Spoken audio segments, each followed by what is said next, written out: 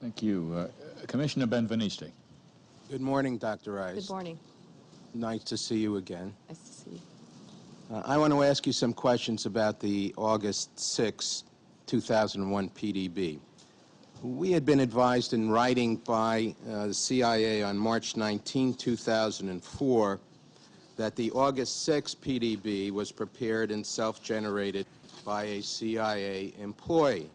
The CIA clarified its version of events, saying that questions by the President prompted them to prepare the August 6 PDB. You have said to us that the President directed the CIA to prepare the August 6 PDB. The extraordinary high terrorist attack threat level in the summer of 2001 is well documented. And Richard Clarke's testimony about the possibility of an attack against the United States homeland was repeatedly discussed from May to August within the intelligence community, and that is well documented. You acknowledged that Richard Clarke told you that al-Qaeda cells were in the United States. Did you tell the President at any time prior to August 6 of the existence of al-Qaeda cells in the United States? First, let me just make certain. If you could just answer that question, first, because I only have a very limited... I understand, Commissioner, but it's Did you tell the important President? that I also address... It's also important, Commissioner, that I address the other issues that you have raised. So I will do it quickly, but if you'll just give me a moment. Well, my only question to you is whether you I understand, told Commissioner, the President. But if you'll just give me a moment, I will address fully the questions that you've asked. First of all, yes, the August 6th PDB was in response to questions of the President. There was no recommendation that we do something about this. The FBI was pursuing it. I really don't remember, Commissioner, whether I discussed this with the President. Thank you. I remember very well that the President was aware that there were issues inside the United States. He talked to people about this. But I don't remember the al-Qaeda cells as being something that we were told we needed to do something about. Isn't it a fact, Dr. Rice, that the August 6 PDB warned against possible attacks in this country? And I ask you whether you recall the title of that PDB. I believe the title was Bin Laden determined to attack inside the United States. Now, the PDB, no, Mr. Benveniste, I will get into I would like to finish my point here. I didn't know there was a point. Given that you asked me whether or not it warned of attacks. I asked you what the title was.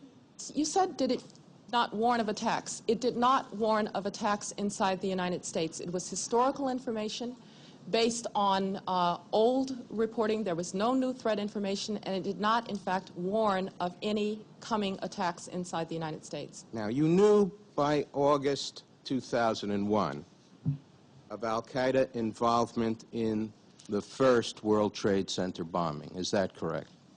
You knew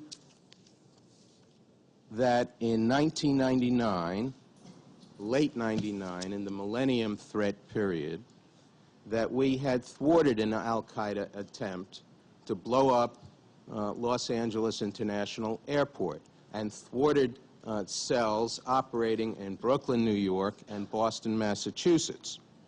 As of the August 6th briefing, you learned that al-Qaeda members have resided or traveled to the United States for years and maintained a support system in the United States.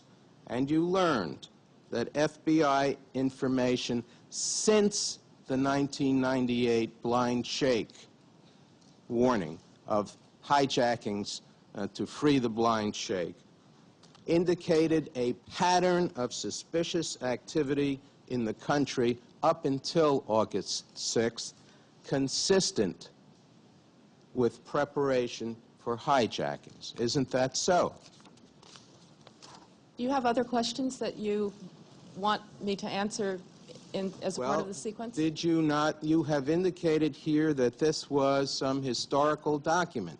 And I am asking you whether it is not the case that you learned in the PDB memo of August 6th that the FBI was saying it had information suggesting that preparations, not historically, but ongoing, along with these numerous full-field investigations against al-Qaeda cells, that preparations were being made consistent with hijackings within the United States.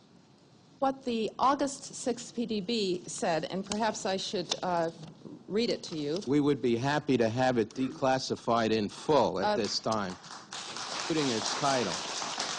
I believe, Mr.